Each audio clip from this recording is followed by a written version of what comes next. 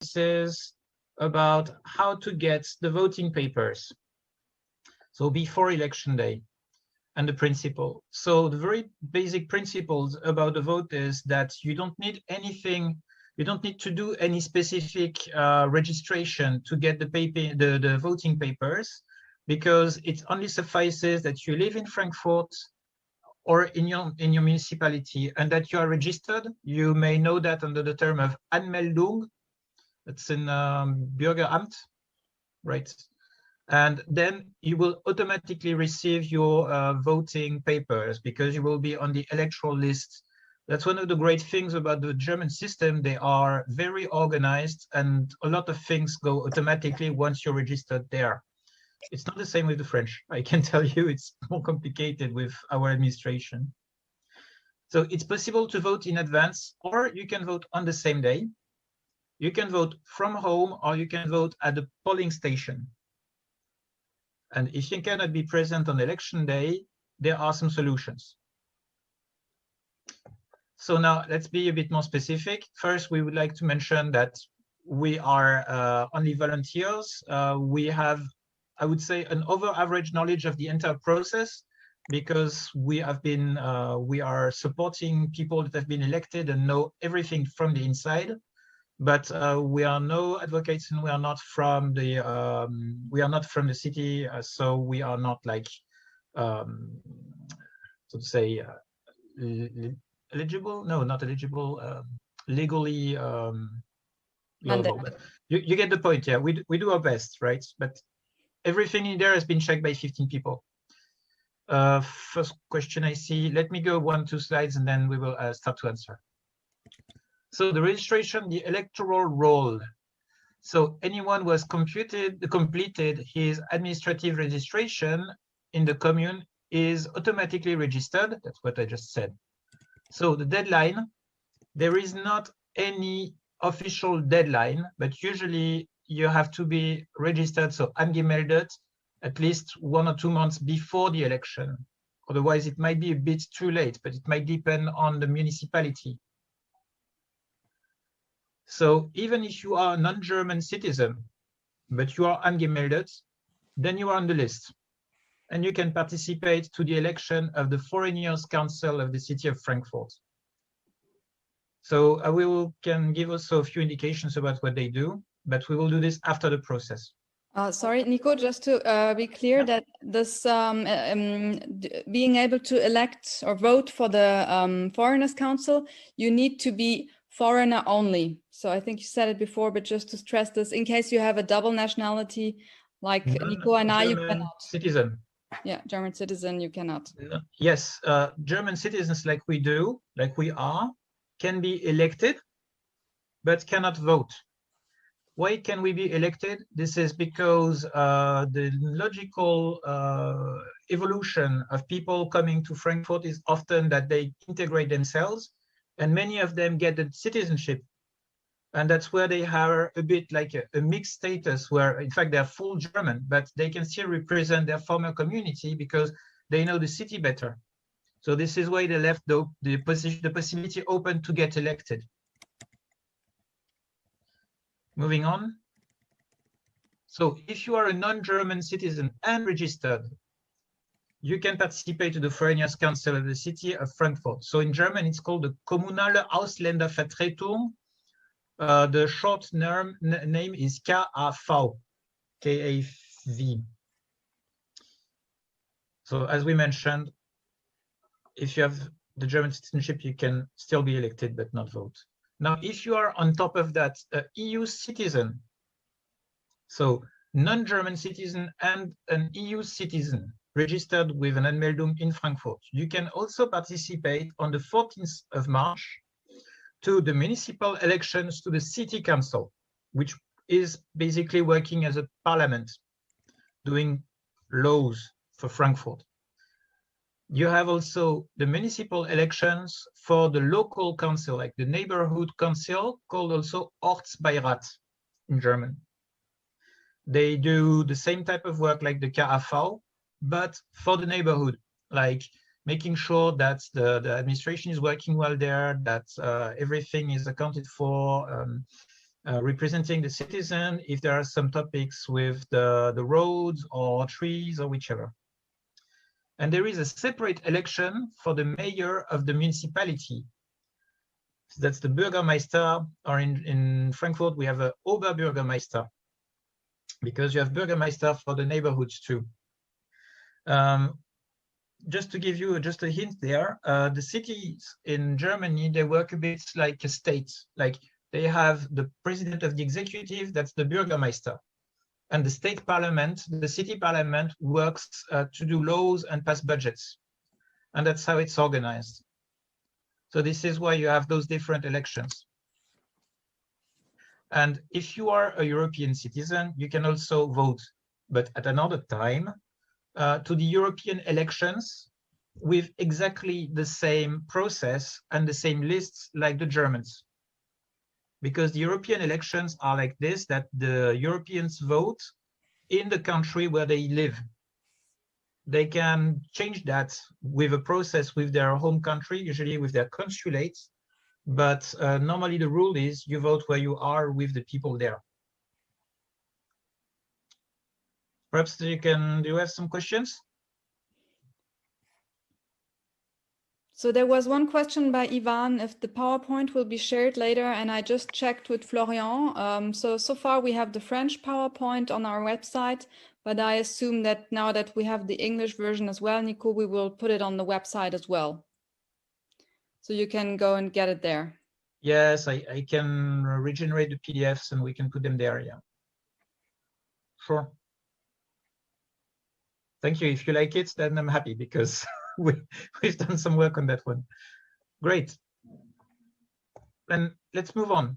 So where is my voter's card? So the voter's card is the document that you have already received per post normally. This looks like it. It always looks like that for any election in the land of Hessen. It can be in two different shapes. It can be like a postcard like this at the bottom, or it can be this A4 sheet. So this document is important. This document specifies the election. So this stays here, Wahlbenachrichtigung is information about coming vote. So with the date of the vote, and then you have also at the bottom, here it's a bit hidden, and here you can see is an address with the polling station, that's the Wahlbüro. Usually it's schools. So everything is on this card. In the same envelope, you have the ballot papers, which are Muster, like specimens. These are not the real ones. If I take mine again, I don't know if you can see my camera, but in the middle, yeah, we can see that. This big text, Muster. This means that this is not the real ballot. This is something they send to people so that they can understand the ballot and they can pre-fill it in the sense that they can train. Because Germans know that it's a bit complicated, and when you see the process in the PowerPoint too, you will understand that it has a sense to train a little bit. Okay, you can also bring it to the voting station, but you cannot put it in the envelope that you post in there.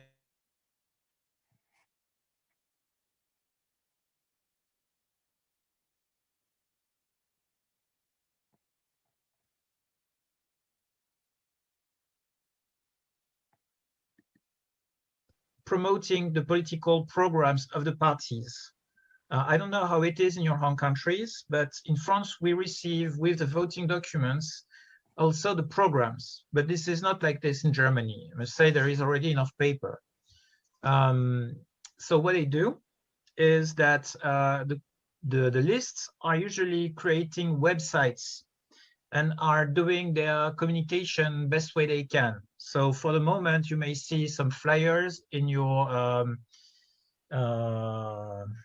brief. Dans ta boîte aux lettres, what's it? Mailbox. Postal letter. Yeah, in your mailbox. Mailbox. Yes, and that's otherwise sometimes they will do some stations before restaurants or whichever or supermarkets.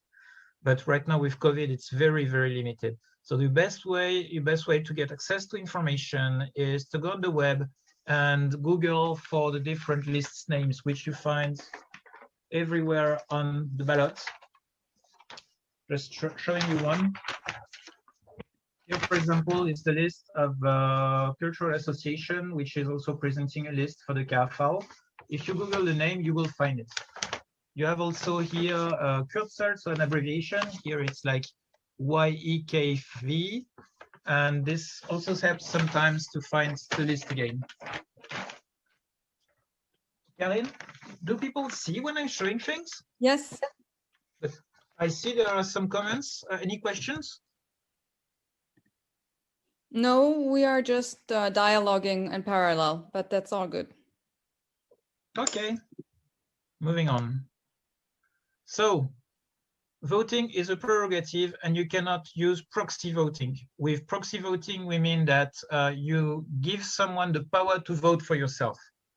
This doesn't exist in Germany. So here is a translation of the Article 7 of the Hessen Local Elections Act. One remark on this one, many of you have told us you are new to Germany. In Germany, this is a federal state and the voting laws are specific to each state. Some are similar, but we here in Frankfurt depend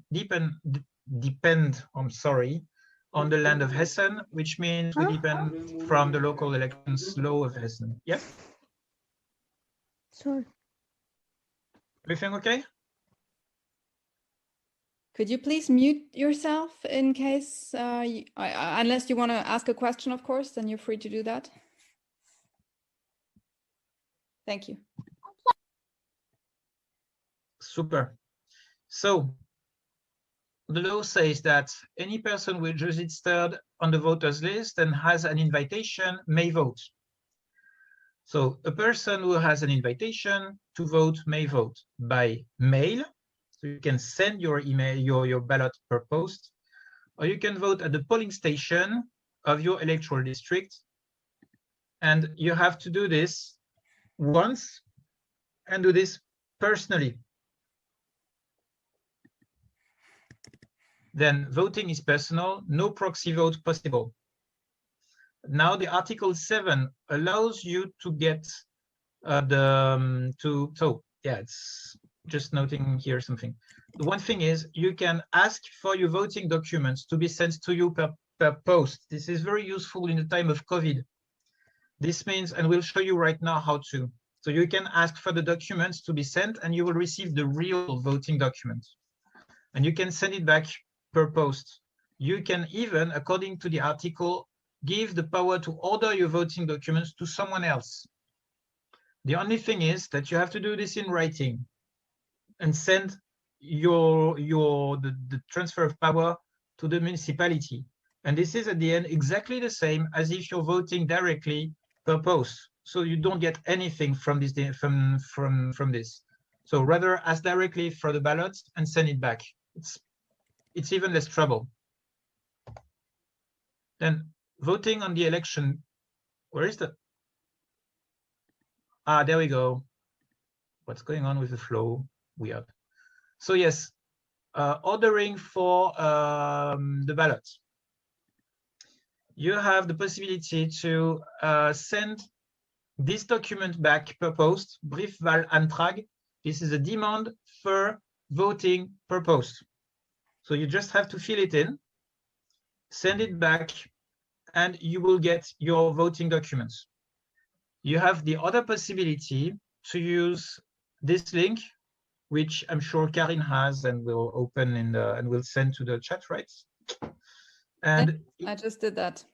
Super.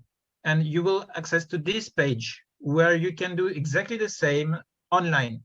And you can even do it right now. You have just to click on Jetzt beantragen. That's the link here, and you will be guided how to ask for the document. and you can be finished in 3 minutes. I see there are some questions, perhaps. No, I think it's pretty much me. But yeah, so I just posted the link and just wanted to point out that you need to do the request until the 10th of March, the latest, in order to be able to get the formula on time at home and to be able to send it back by postal office way, because it needs the form needs to be received by the administration on the 14th. Which is the date of the vote, of the regular vote. I have a question here. Yeah. This is for like to get the document and then we post it, right? But this is not exactly online voting. It's not online voting. You ask for the papers, because the papers you are getting, as Nico explained, they are just a sample. They are just an information that you are entitled to vote for whatever election, they will tell you, because not all the citizens have the same rights to vote, as we pointed out. So you just get the information that you are entitled to vote. But then in order to vote per post, so per mailing, not online, you need to do an online request to receive those papers, which you will send back as papers. It's not very modern, to be honest, but it's the best we can do right now. But there is no other online way of voting. There is no online voting, correct? Okay. Okay, then coming back question, to... Sorry, just a question. So the deadline that they specified, 10th of March, to request for the papers through post, isn't that too short to be able to return again the papers back by the 14th? It's a bit tricky because they officially say you can order until the 10th, but since it might take a while until you receive and return the papers, it's safer to do the request ahead of the 10th. It's safer, but there is also another thing. If you do the request on the 10th and receive the paper on the 13th, what you can do is you fill it in at home and go with your ballot to the voting station and put it there. Okay, so when we request online and they send back to us, because for me I got like a return envelope in here, so is that the one that I should use to send it back? Or when they send me the papers, they will send another envelope where I have to send it back to them? You get another envelope. Yes. Okay. So just coming back here, you start to give questions that are covered by our materials. So let me finish the slideshow and then finish with the other questions, okay? Because I think I will answer some of them. Okay, so thank you. Here it is about voting on election day. So voting on election day, it is very classical. Probably you know that from your home country. You go with the invitation that you have received. So I think I have that one here. That's my wife's. So you take it, you go to the voting station with it, or with an ID, with your identity card or whichever, or your passport. Both work, and you will receive a clean new ballot. So it will be the official one, and you can use it there.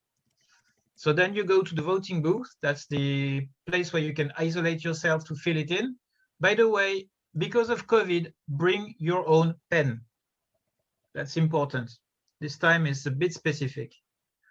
And then you fold it together and you put it in the ballot box where they just check your identity. So just a little precision so you don't panic. The big trash can that we have here, this is true. They are really using trash cans, the dustbins, to collect the ballots. It's weird, but when you see the size of the papers, this makes sense. Don't worry, they are clean, and that's the real ones. It's just a bit surprising the first time. So that we have already seen. So, okay, so once you have your voting papers, once you have received them per post, yeah, in fact, the flow was correct. Sorry for that. So you have to complete the ballot. We'll show you how right now. You have to sign the attached document, which is the one which you have received here, which is in fact your power to vote. You put both of them in the envelope and you send it with the deadline, which is usually Friday before the vote. That would be the 12th. Now we will go to the next presentation so we can take questions on this first part.